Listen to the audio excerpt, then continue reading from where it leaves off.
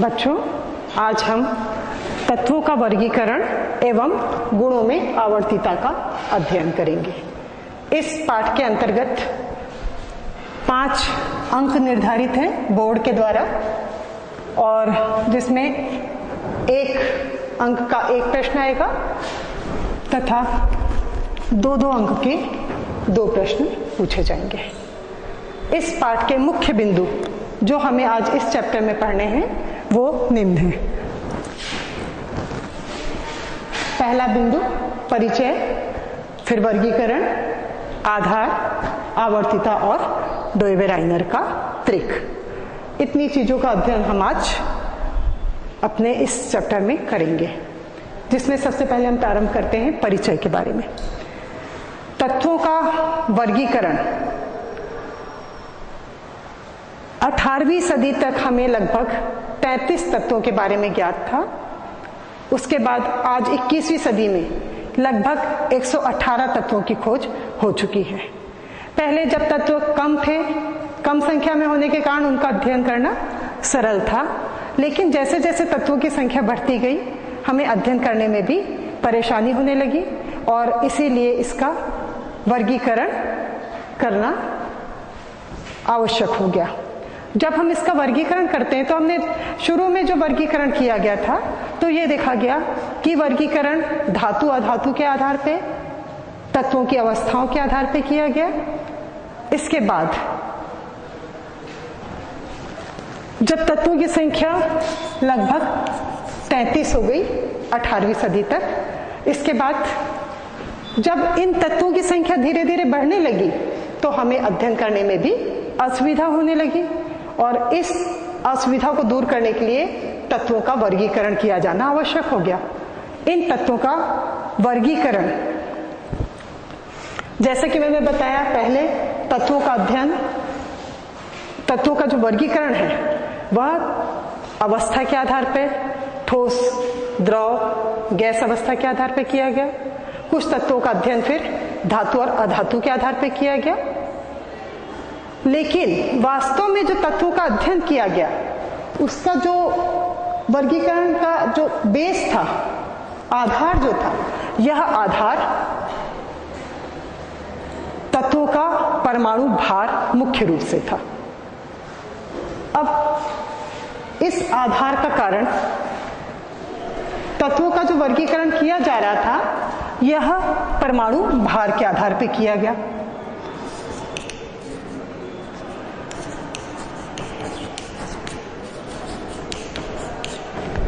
परमाणु भार के आधार पे तत्वों का वर्गीकरण किया गया। मुख्य रूप से जब हम वर्गीकरण करते हैं तो जब तत्वों की संख्या बढ़ती जाती है तो वर्गीकरण करना भी आवश्यक हो गया, और इनका वर्गीकरण कठिन हो गया था। अगर हम किसी चीज को व्यवस्थित कर दें तो क्या होगा, उससे हमारे पास कोई भी चीज को ज्ञात करने के लिए सरलता हो जाती है। जैसे किसी एक शॉप पे हम गए, किसी एक दुकान में गए, या आजकल हम किसी मॉल में जाते हैं तो हम क्या देखते हैं कि वे जो पदार्थ हैं उनके पास पदार्थों को एक एक जगह पे व्यवस्थित कर दिया जाता है। जैसे किराने का सामान लेने जा रहे हैं, साबुन एक साइड रखा हुआ होगा, पेस्ट एक साइड रखा हुआ होगा, चाहे वो कितने भी प्रकार के पेस्ट हो, कितने भी प्रकार के साबुन हो, उनको वो एक जगह व्यवस्थित करके रखेंगे, जिससे आपको कोई भी सामान की अगर आवश्यकता है तो वह दुकानदार तुरंत आपको निकाल करके दे देगा। उसी तरह जब तत्वों की संख्या बढ़ती चली गई, तो जब तत्वों की संख्या बढ़ गई तो हमने क्या किया, उस तत्वों को वर्गीकृत किया, और वर्गीकरण का जो सबसे पहला श्रेय जाता है वो है डोइबे-राइनर को। डोइबे-राइनर जर्मन के वैज्ञानिक थे, और इन्होंने पदार्थों को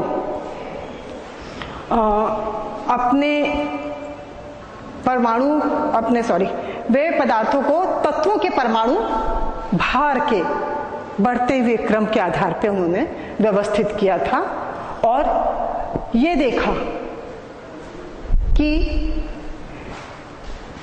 यदि वे जो तत्व हैं, यदि ये तत्व और तीसरा तत्व को अगर हम ले लेते हैं और इन तत्वों का अगर हम औसत निकालते हैं तो उससे दूसरा तत्व हमें प्राप्त हो जाता है। इस तरीके से डोइबे-राइनर ने अपना त्रिक नियम दिया था। डोइबे-राइनर त्रिक के नाम से इसे हम जानते हैं। अब हमने तो यहां पे अभी पढ़ा, परिचय पढ़ लिया, वर्गीकरण किया। आवर्तीता, तत्वों का वर्गीकरण के पहले हमें कुछ बातें और ज्ञात होना आवश्यक है, वो है तत्व के बारे में। तत्व क्या है? तत्व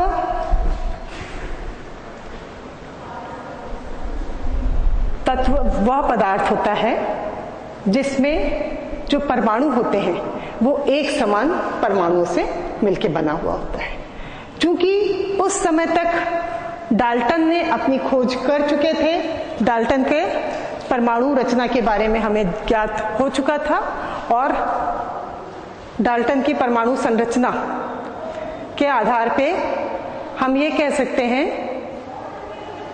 थोड़ी देर पॉज करें।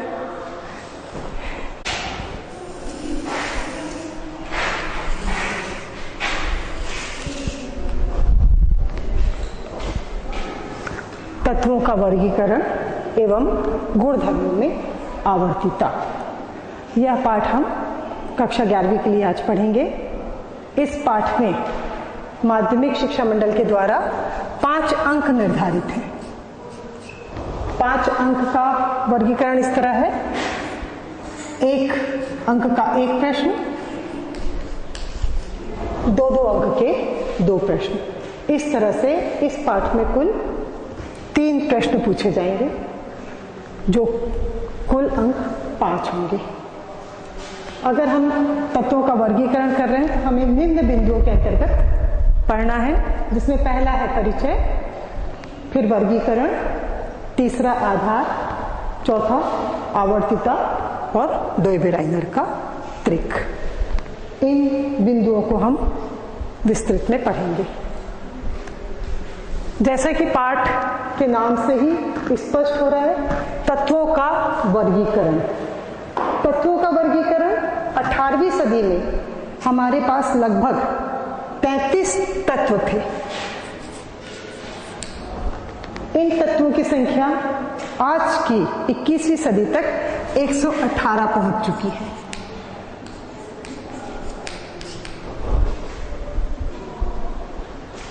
अब तत्व क्या होते हैं? हमें तत्वों का वर्गीकरण करना है तो हमें यह भी मालूम होना चाहिए कि तत्व किसे कहते हैं।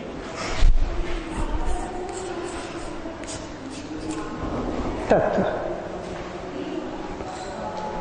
डाल्टन ने अपना परमाणुवाद बताया और उसमें इन्होंने ये कहा था कि कोई भी पदार्थ है, पदार्थ छोटे छोटे कणों से मिलकर बना है।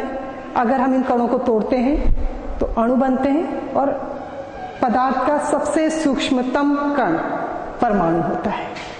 ये था डाल्टन की थ्योरी और इस डाल्टन की थ्योरी के अनुसार तत्व वे पदार्थ होते हैं जो एक ही प्रकार के परमाणुओं से मिलकर बने होते हैं। उदाहरण के लिए हम ऑक्सीजन ले लें। ऑक्सीजन का एक अणु ऑक्सीजन के 2 परमाणुओं से मिलकर के बना होता है। हाइड्रोजन का एक अणु हाइड्रोजन के 2 परमाणुओं से मिलकर बना है। लेकिन हीलियम का एक अणु हीलियम के एक ही परमाणु से मिलकर बना है। इस तरह वे पदार्थ जो एक समान परमाणुओं से मिलकर के बनते हैं वो कहलाते हैं तत्व। पहले तो तत्वों की संख्या कम थी, इसलिए उसका अध्ययन आसानी से किया जा सकता था। लेकिन जैसे जैसे तत्वों की संख्या बढ़ती चली गई, उनका अध्ययन करने में हमें असुविधा होने लगी और इसीलिए हमें वर्गीकरण की आवश्यकता पड़ी। तत्वों के वर्गीकरण की आवश्यकता पड़ी। अब तत्वों का जो वर्गीकरण शुरू में अवस्थाओं के आधार पर दिया गया, जो तत्व थे उन्हें ठोस, द्रव और गैस, इन आधार पर वर्गीकृत किया गया। कुछ वैज्ञानिकों ने पदार्थ को धातु, और अधातु के रूप में वर्गीकृत किया, लेकिन यह भी बहुत अधिक तत्वों के लिए उपयोगी साबित नहीं हो पाया। तो तत्वों का वर्गीकरण करना एक बहुत बड़ा टास्क हो गया और बाद में वैज्ञानिकों ने इसे पदार्थ के परमाणु भार के आधार पर वर्गीकृत करना प्रारंभ किया।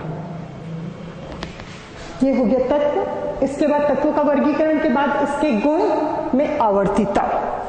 आवर्तिता शब्द का अर्थ, आवर्तिता किसे कहा जाता है? आवर्तिता अर्थात किसी भी चीज की एक निश्चित समय अंतराल के पश्चात पुनरावृत्ति होना। पदार्थ की, कोई भी पदार्थ अगर है तो उसके गुणों की निश्चित समय के पश्चात पुनरावृत्ति होती है, इसे उस पदार्थ की आवर्तिता कहते हैं। तो आवर्तिता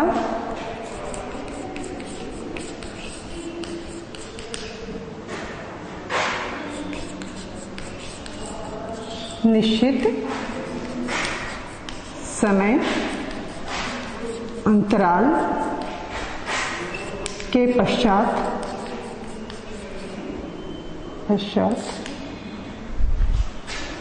पदार्थ के गुणों में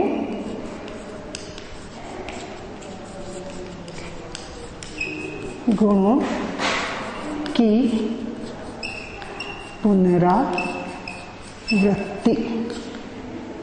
होना, ये कहलाता है आवर्तिता।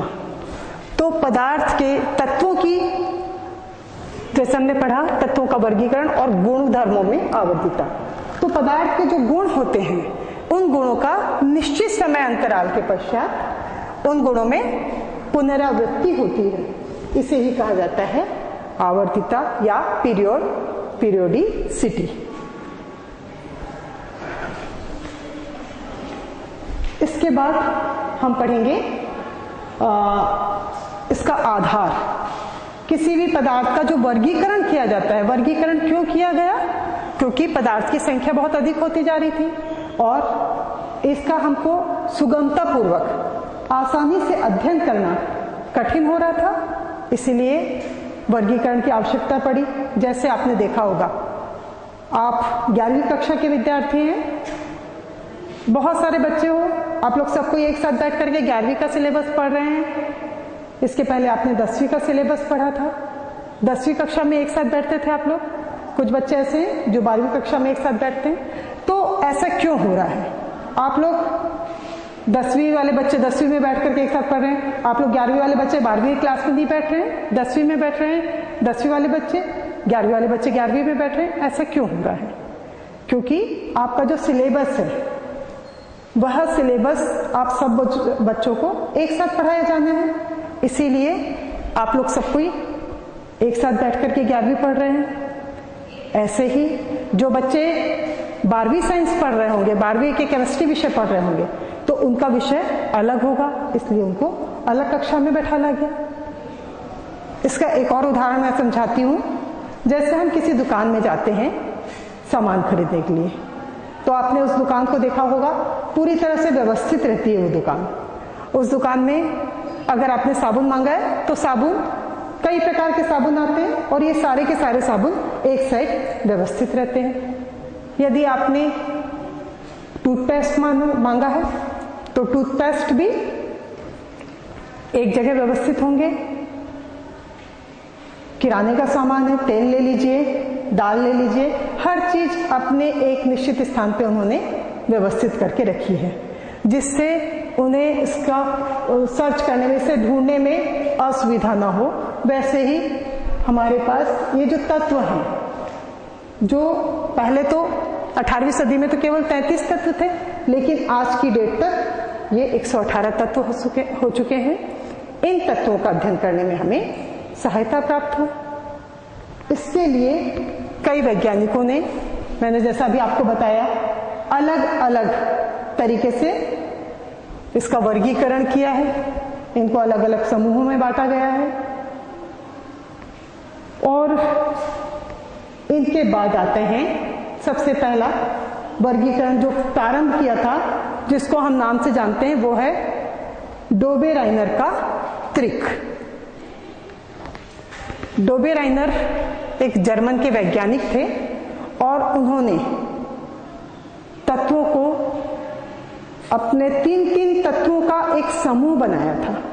इन 3 तत्वों के समूह के आधार पर इन्हें व्यवस्थित किया था।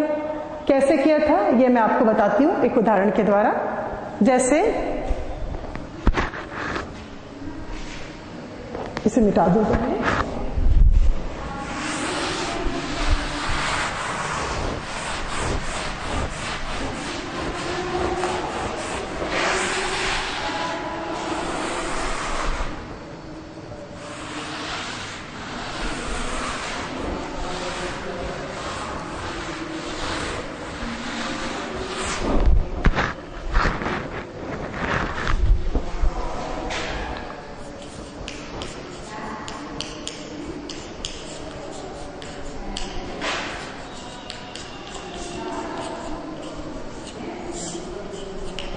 त्रिक 18वीं सदी में ही डोबेराइनर नामक एक वैज्ञानिक थे। उन्होंने, वो जर्मन के वैज्ञानिक थे, जर्मन साइंटिस्ट थे। उन्होंने तत्वों को वर्गीकृत किया था। और तत्वों का वर्गीकरण किस तरह था यह एक एग्जाम्पल के द्वारा अपन देखते हैं। लिथियम परमाणु भार। हाँ, इस बात को ध्यान रखिए कि इन तत्वों का वर्गीकरण परमाणु भार के आधार पर हुआ था। और परमाणु भार के आधार पर क्यों हुआ था? क्योंकि उस समय तक इलेक्ट्रॉन की खोज नहीं हुई थी। तो इलेक्ट्रॉन की खोज नहीं हुई थी, अर्थात परमाणु को ही सबसे छोटी इकाई माना गया था। और परमाणु भार के आधार पे ही डोबेराइनर ने अपने पदार्थों को, जो तत्व थे, उनको वर्गीकृत किया था। तो लिथियम, इसका परमाणु क्रमांक, परमाणु भार 7। इसके बाद पोटेशियम, पोटेशियम का परमाणु भार 39। इन दोनों परमाणु भार के बीच में एक तत्व है, वो है सोडियम। सोडियम तत्व को यहां क्यों रखा गया? उसका परमाणु भार हो गया 23। इसके लिए इन्होंने जो नियम बताया था, वो नियम के आधार पे 7/39/2 अर्थात इसका औसत निकाला था, तो बराबर आता है हमारा 23। इस तरीके से 3 तत्वों को उन्होंने अपने वर्गीकरण में व्यवस्थित किया था, लिथियम, सोडियम और पोटेशियम। किस तरीके से किया उन्होंने काम? लिथियम लिया, लिथियम का परमाणु भार 7, पोटेशियम लिया, पोटेशियम का परमाणु भार 39, और इन दोनों का योग करके इसका औसत निकाला, तो औसत आता है 23। इस तरीके से डोबेराइनर ने अपना त्रिक दिया था।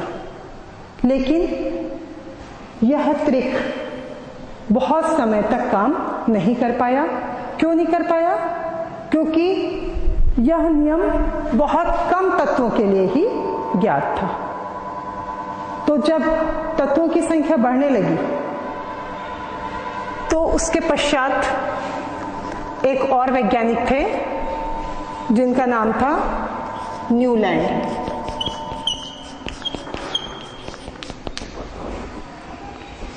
न्यूलैंड ने अपना अष्टक नियम दिया था। न्यूलैंड का अष्टक नियम क्या है? जैसे कि डोबेराइनर ने कहा था कि तत्वों को परमाणु भार के क्रम में व्यवस्थित किया जाए। तत्वों को परमाणु भार के क्रम में व्यवस्थित किया, 3-3 का समूह बनाया, इसीलिए इसको डोबेराइनर का त्रिक नाम दिया गया, ट्राइड।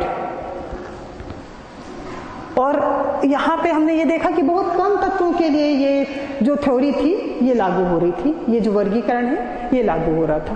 तो इसके बाद एक वैज्ञानिक थे न्यूलैंड।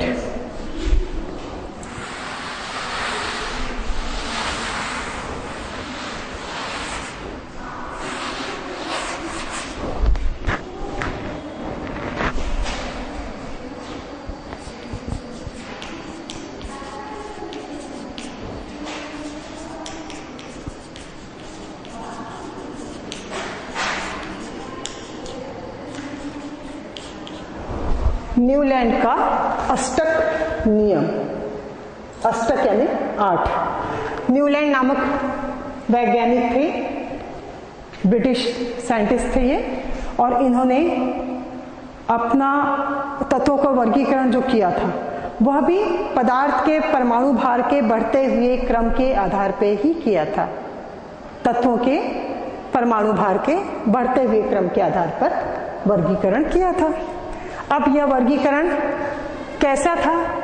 अष्टक नियम, अर्थात पहले तत्व के बाद जो 8वां तत्व है वह 8वां तत्व पहले तत्व से समानता प्रदर्शित करता है। जैसा हमें पता है, जो राग होती है, जो सुर होते हैं,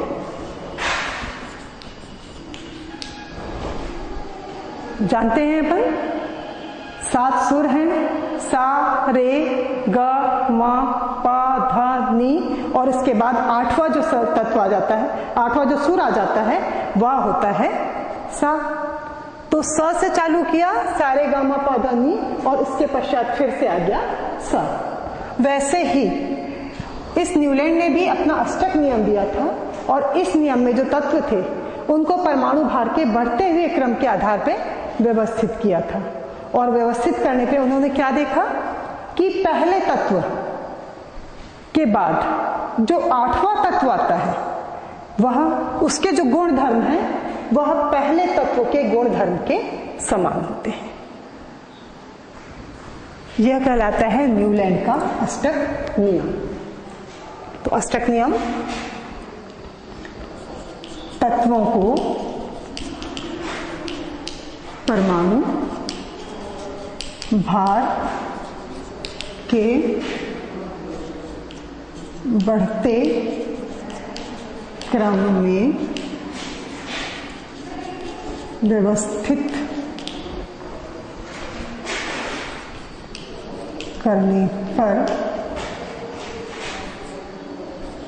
प्रथम तत्व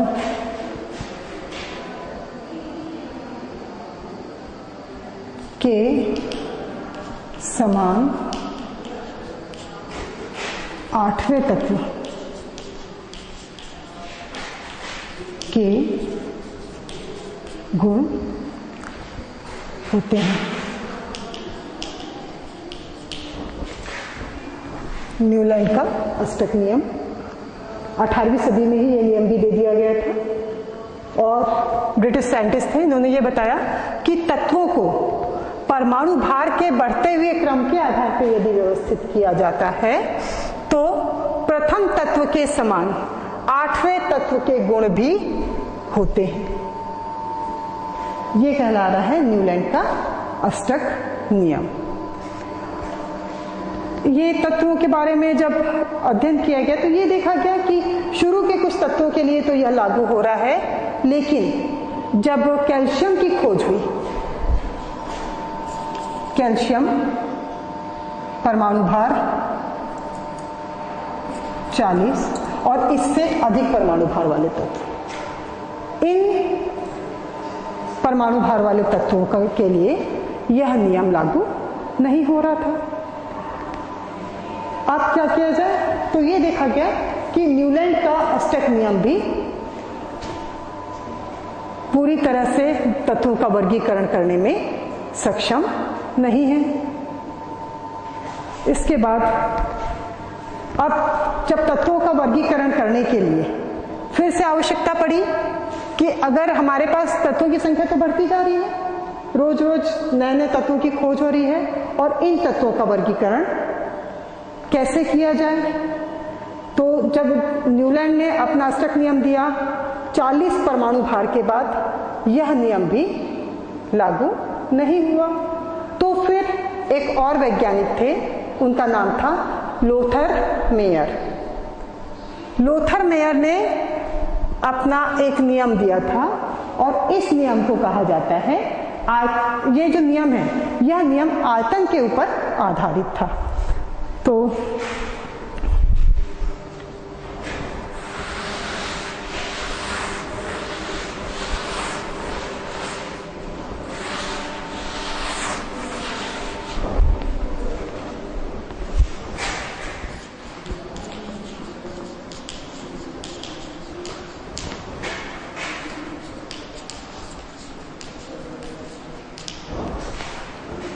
लोथर-मेयर का नियम। यह नियम किसके ऊपर आधारित है? अभी तक हमने देखा तत्वों के परमाणु भार के ऊपर आधारित था। अब ये जो नियम आया, यह नियम तत्वों के आयतन के ऊपर आधारित था। उन्होंने अपना एक ग्राफ खींचा और उस ग्राफ में ये बताया कि अगर तत्वों को उनके आयतन के आधार पर व्यवस्थित किया जाए तो भी तत्वों का वर्गीकरण हम कर सकते हैं। जैसे किसी भी तत्व का कितना परमाणु भार है और उस तत्व का घनत्व कितना है।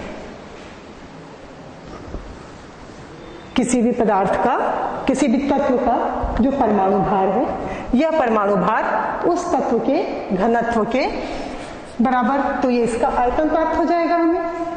इसका एक वक्र बनाया, लेकिन यह वक्र भी नाकाम रहा, क्योंकि इससे भी बहुत अधिक तत्वों का वर्गीकरण करने में हमें सुविधा प्राप्त नहीं हुई। या ये कह सकते हैं कि यह लोथर-मेयर का जो नियम था, यह भी आयतन संबंधी नियम या आयतन के ऊपर आधारित नियम जो है, यह भी अनुपयुक्त हो गया। इसके पश्चात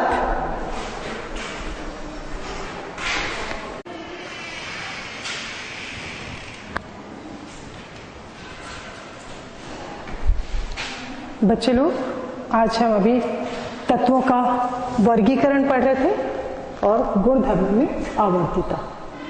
अब हम इसी चैप्टर को आगे बढ़ाते हुए पढ़ेंगे मेंडलीफ की आवर्त सारणी और इस आवर्त सारणी का वर्गीकरण। तो सबसे पहले मेंडलीफ की आवर्त सारणी क्या है?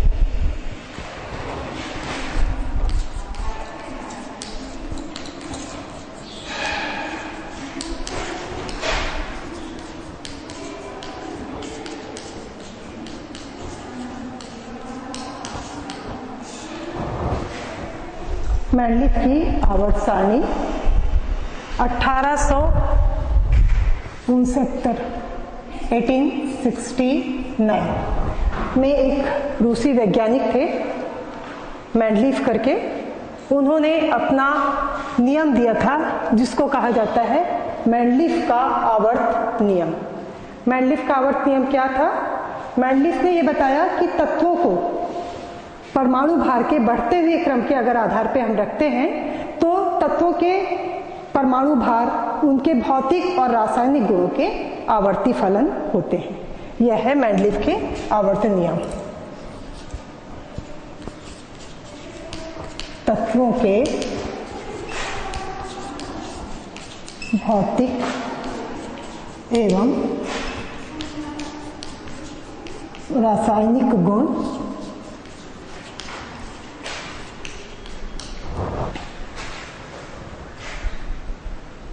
तत्वों के भौतिक एवं रासायनिक गुण उनके परमाणु भार के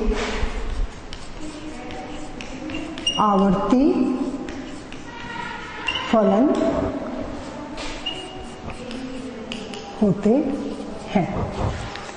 ये परिभाषा दिया था मेंडलीफ ने। मेंडलीफ ने ये बताया कि अगर हम तत्वों को वर्गीकृत करते हैं उनके परमाणु भार के आधार पे, तो ये देखा गया कि कुछ समय के पश्चात उनके गुणों में उनका जो क्रम है उसमें वे तत्वों के गुण पुनः पुनरावृत्ति करते हैं, जिसे हम उसके आवर्तिता कहते हैं। ये मैं आपको पहले भी बता चुकी हूँ आवर्तिता किसे कहते हैं। अब जब तत्वों का वर्गीकरण किया गया किसके आधार पे? परमाणु भार के बढ़ते हुए क्रम के आधार पे, तो उन्होंने ये देखा कि जो पीरियोडिक टेबल है वो किस तरीके का था। आवर्त सारणी जो बनी, उन्होंने क्या करा? उन्होंने तत्वों को वर्गीकृत किया दो चीजों में। पहला हो गया आवर्त और दूसरा हो गया वर्ग। तत्वों का वर्गीकरण परमाणु भार के बढ़ते हुए परमाणु भार के आवर्ती फलन के आधार पर किया। तो उन्होंने इसे दो भागों में बांटा, पहला हो गया आवर्त और दूसरा हो गया वर्ग। अब आवर्त ये 7 आवर्तों में बांटा गया पीरियोडिक टेबल को। पहला आवर्त, दूसरा, तीसरा, चौथा, पांचवा, छठवां और ये 7वां। ये 7 आवर्त में विभक्त किया। तो मेंडलीफ के पीरियोडिक टेबल के आधार पे 7 आवर्त थे जिनका क्रम ये हो गया, आपने देखा पहला, दूसरा, तीसरा, चौथा, पांचवा, छठवां और ये 7वां। 7 आवर्त हो गए। इसके बाद वर्ग को मेंडलीफ ने 9 वर्गों में बांटा था, पहला से लेकर के 8वां और शून्य वर्ग, जिसकी खोज बाद में हुई थी। शून्य वर्ग के जो तत्व है ना, ये जो तत्व दिख रहे हैं ये शून्य समूह के तत्व कहलाते हैं और इन तत्वों की खोज बाद में की गई। तो अब हम इनका अध्ययन करेंगे। पहले हम अध्ययन करते हैं आवर्त का। मेंडलीफ की आवर्त सारणी के आधार पर इन आवर्तों को, जो 7 आवर्त हैं, इन 7 आवर्तों को भी विभक्त किया गया, जिसमें पहला आवर्त अति लघु आवर्त कहलाता है और इसमें केवल 2 तत्व हैं, पहला हाइड्रोजन और दूसरा हीलियम। ये कहला रहा है अति लघु आवर्त। इसके पश्चात दूसरा और तीसरा, ये 2 आवर्त हैं। इन 2 आवर्तों में 8 तत्व उपस्थित हैं, 1 2 3 4 5 6 7 और ये 8। ये कहलाता है लघु आवर्त। तो दूसरा आवर्त और तीसरा आवर्त, ये दोनों आवर्त लघु आवर्त के नाम से जाने जाते हैं। इसके पश्चात चौथा आवर्त आया, चौथा, पांचवा। ये 2 आवर्त दीर्घ आवर्त कहलाते हैं और इन दीर्घ आवर्त में 18 सदस्य हैं। 2 सदस्य ये 10 सदस्य, ये फिर 6। इस तरीके से कुल 18 सदस्य हैं। इसके बाद आता है आपका 6वां और 7वां आवर्त। 6वें आवर्त में 32 सदस्य हैं। आपको यहाँ पे 18 ही दिख रहे हैं, लेकिन इसके बीच के, ये लैंथेनम के बाद के, ये 14 सदस्य हमने यहाँ पे व्यवस्थित करके प्रदर्शित किया हुआ है। इसके पश्चात 7वां आवर्त। 7वां आवर्त में अभी तक सिर्फ 19 तत्वों की खोज हुई है। यह आवर्त अपूर्ण है और इन तत्वों की खोज अभी भी मनुष्य के द्वारा कृत्रिम रूप से की जा रही है। तो इस तरीके से आवर्त को हमने 7 भागों में विभाजित कर दिया। इनका वर्णन मैं एक बार फिर से बता दूं आपको।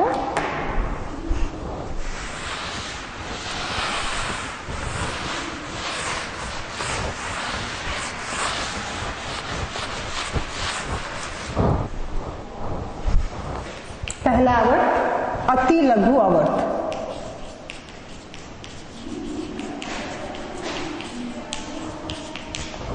अति लघु आवर्त जिसमें केवल 2 सदस्य हैं। इसके बाद दूसरा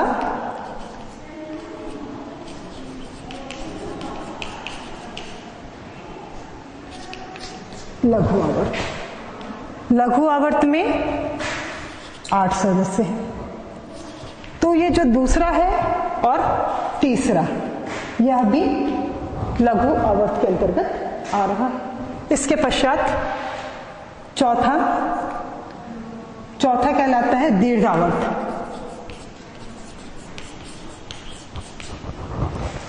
जैसा मैंने यहाँ पे बताया, दीर्घ आवर्त, इसमें 18 सदस्य हैं, 2, ये 10 और ये 6, 18 सदस्य। ये दीर्घ आवर्त कहलाता है। 5वां भी दीर्घ आवर्त के अंतर्गत ही आता है। ये भी दीर्घ आवर्त हो गया, इसमें भी 18 सदस्य ही होंगे। इसके पश्चात अति दीर्घ आवर्त, यह अपूर्ण है। इसमें एक तो है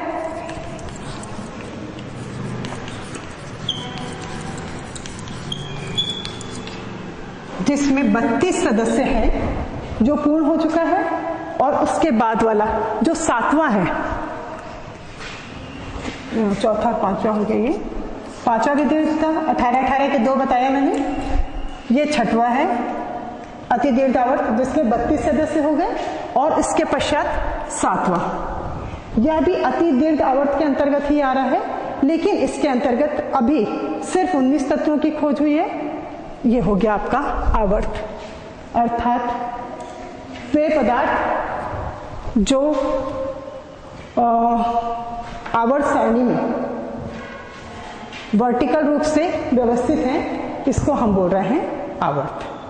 अब इसके बाद वर्टिकल नहीं, हॉरिजॉन्टल। इसके पश्चात अब हम अध्ययन करेंगे वर्ग का।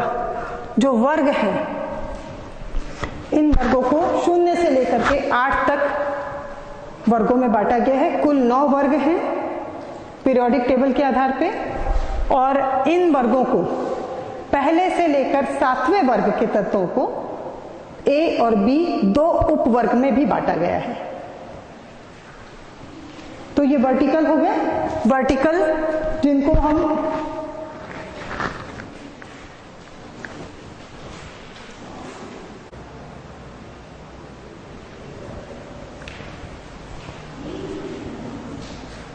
बच्चे, मैं आप लोगों को पीरियोडिक टेबल के बारे में बता रही थी, इसको एक बार फिर से रिवाइज करते हैं। मेंडलीफ की आवर्त सारणी, मेंडलीफ ने जो अपनी आवर्त सारणी दिया था उसे आवर्त और वर्ग 2 चीजों में विभाजित किया था।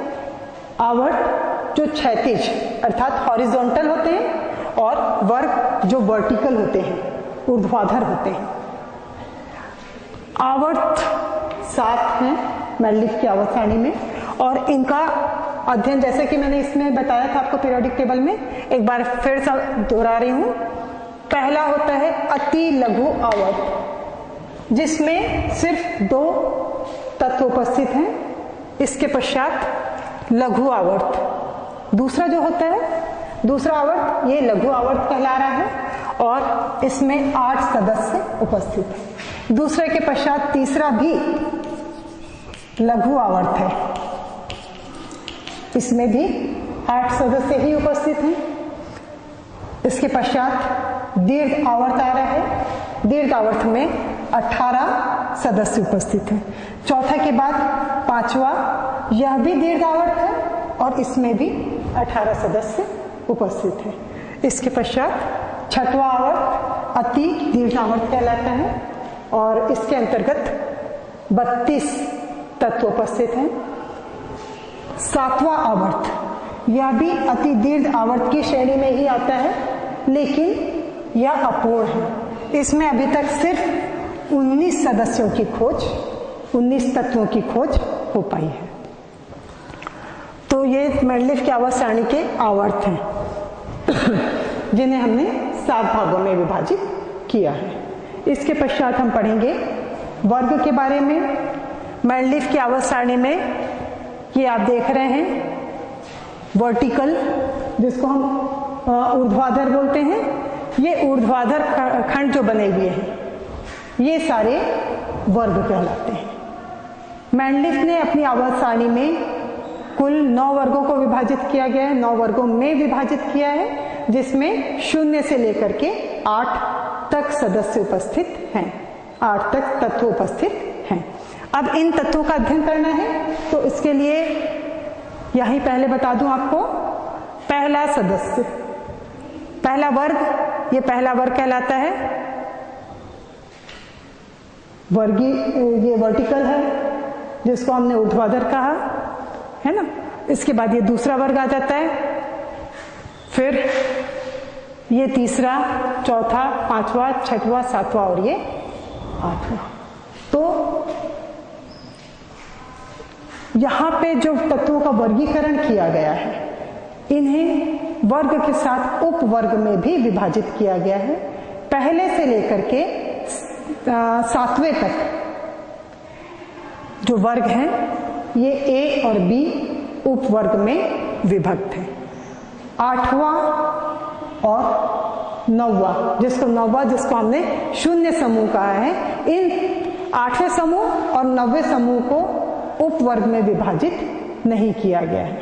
अर्थात 1 से 7 तक जो सदस्य हैं, इन्हें हमने वर्ग में, उपवर्ग में बांटा है वर्गों को, 8वां और 9वां, इन दोनों को हमने उपवर्ग में विभाजित नहीं किया है। तो मैंडलिफ की आवर्त सारणी के अनुसार ये तो आवर्त का अध्ययन हो गया, अब हम वर्ग का अध्ययन करेंगे। मैंडलिफ ने अपनी आवर्त सारणी में कुछ वर्टिकल ऊर्ध्वाधर खंड भी बनाए थे, जिसे उन्होंने वर्ग नाम दिया। 0 से लेकर के 8 तक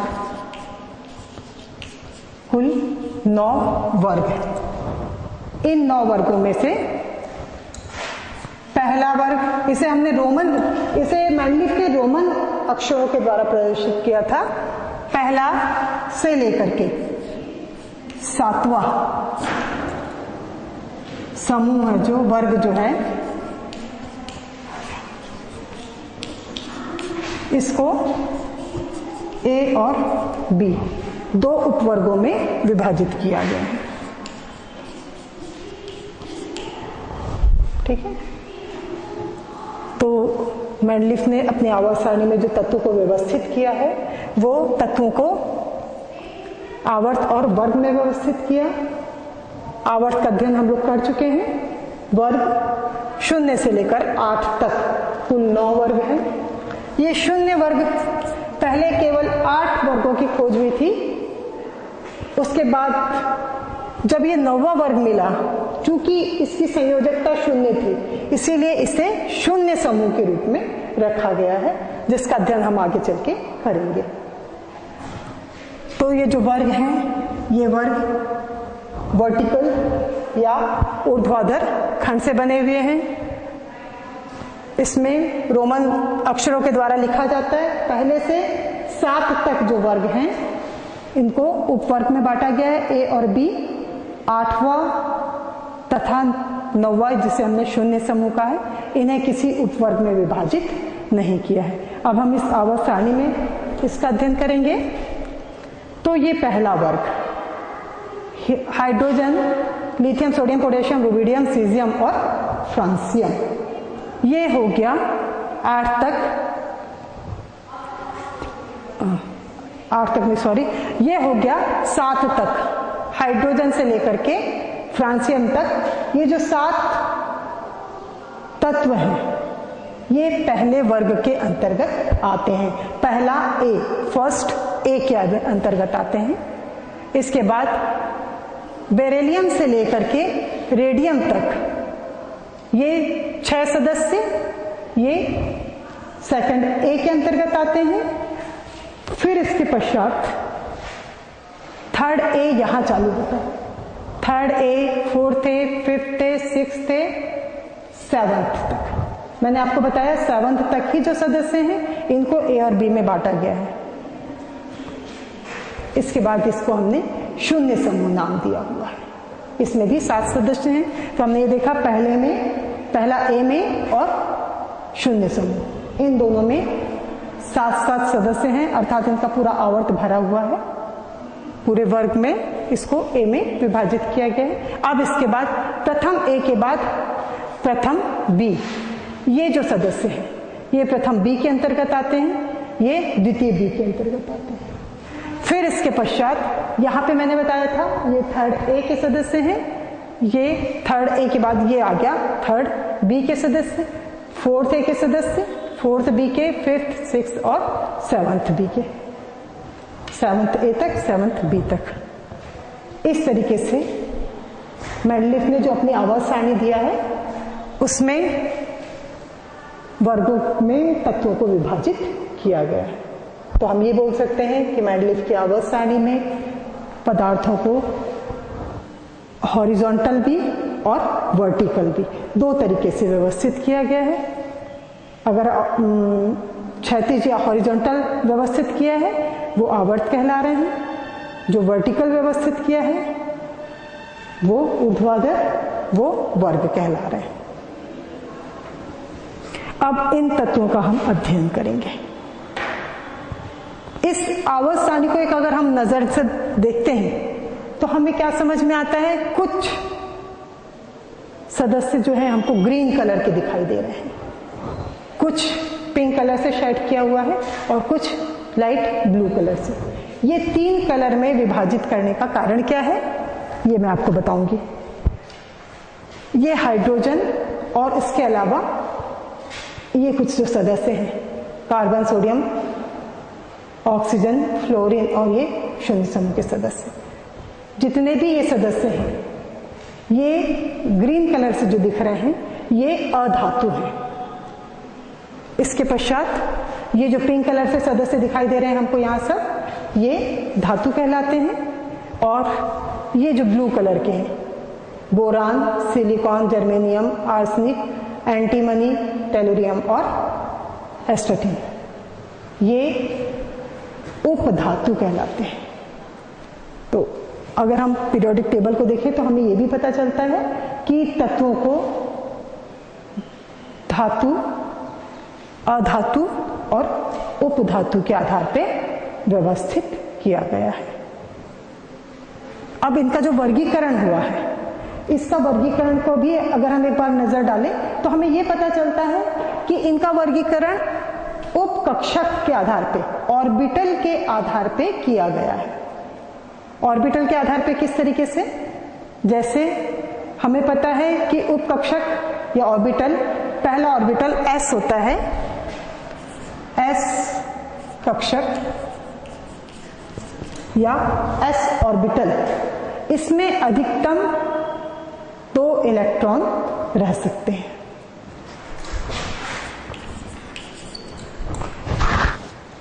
जब इस सदस्य में 2 इलेक्ट्रॉन रह सकते हैं तो हम ये देखेंगे कि ये जो पहला सदस्य है, पूरा पहला और ये दूसरा, ये 2 s उपकक्षक वाले तत्व हैं, उपकक्षक वाले तत्व हैं, अर्थात इनका जो अंतिम कोश होगा वो किसके ऊपर खत्म होगा, s पे। एग्जाम्पल ले लेते हैं अपन।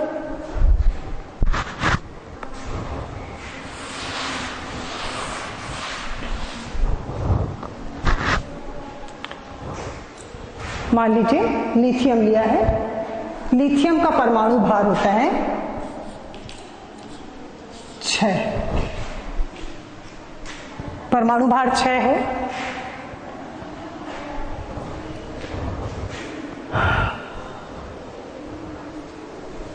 यह अगर हम इसका इलेक्ट्रॉनिक विन्यास देखें तो पहले कक्ष में 2 इलेक्ट्रॉन होंगे, और दूसरे कक्ष में 1 इलेक्ट्रॉन होगा। क्योंकि परमाणु भार 6 है, अर्थात इसका कुल भार 6 होना चाहिए, मतलब प्रोटॉन की संख्या 3 और इलेक्ट्रॉन की संख्या भी 3 होगी। तो इस तरीके से इसके बाहरी कक्ष में 1 ही इलेक्ट्रॉन है, इसको हमने प्रथम कक्षक में डाल दिया। इसके पश्चात द्वितीय कक्ष, जिसमें अंतिम कक्ष में, जिसको हमने संयोजी कक्ष कहा है, उसमें 2 इलेक्ट्रॉन है और यह 2 पे समाप्त हो रहा है। इसका भी एक एग्जांपल ले लेते हैं, जैसे बेरिलियम, इसमें प्रोटॉन की संख्या 4 है और इलेक्ट्रॉन की संख्या भी 4 है। जब 4 इलेक्ट्रॉन है तो ये पहले कक्ष में 2 इलेक्ट्रॉन होंगे और दूसरे कक्ष में भी 2 इलेक्ट्रॉन होंगे। अर्थात संयोजी कोश जो होगा, इसमें हर तत्व के संयोजी कोश में बाहरी कक्ष में 2 इलेक्ट्रॉन होंगे, इसलिए हमने इसको द्वितीय समूह के अंतर्गत रख दिया। इसके पश्चात पहला दूसरे के बाद आप ये देखेंगे कि तीसरा जो समूह है हमने यहां व्यवस्थित किया हुआ है, यहां बीच में नहीं है। इसका क्या कारण है, ये कारण मैं आपको बाद में बताऊंगी। अभी ये बता रहे हैं कि ये दूसरे के बाद जो तीसरा समूह आता है, ये तीसरा समूह का पहला सदस्य है बोरान। इसका परमाणु भार 11, तो परमाणु भार 11 होने से इलेक्ट्रॉनों की संख्या 5 है, अर्थात पहले कक्ष में 2 इलेक्ट्रॉन और दूसरे कक्ष में 3 इलेक्ट्रॉन है। यह समाप्त हो रहा है पी ब्लॉक पे, पी उपकक्ष पे, इसीलिए इनको हमने पी ब्लॉक के सदस्य कहा। तो ये दोनों को हम एस ब्लॉक के सदस्य कहते हैं। इनको तीसरे से लेकर के 7वें तक और ये 0 से, इनको हम पी ब्लॉक के सदस्य कहते हैं। पी ब्लॉक में आपको पता है अधिकतम पी कक्षक जो होता है उसमें अधिकतम कितने इलेक्ट्रॉन आ सकते हैं? 6 इलेक्ट्रॉन आ सकते हैं। तो ये इसमें तीसरे सदस्य में पी ब्लॉक का पहला 1 इलेक्ट्रॉन होगा इसके आखिरी कक्ष में, इसमें अंतिम कक्ष में 2 इलेक्ट्रॉन, इसमें 3 इलेक्ट्रॉन, 4, 5 और 6 इलेक्ट्रॉन होंगे। इस तरीके से इनको हमने पी ब्लॉक में व्यवस्थित किया है। इसके पश्चात आता है डी ब्लॉक। ये है डी ब्लॉक के सदस्य, डी कक्षक। आपको पता है डी कक्ष में अधिकतम 10 इलेक्ट्रॉन आ सकते हैं।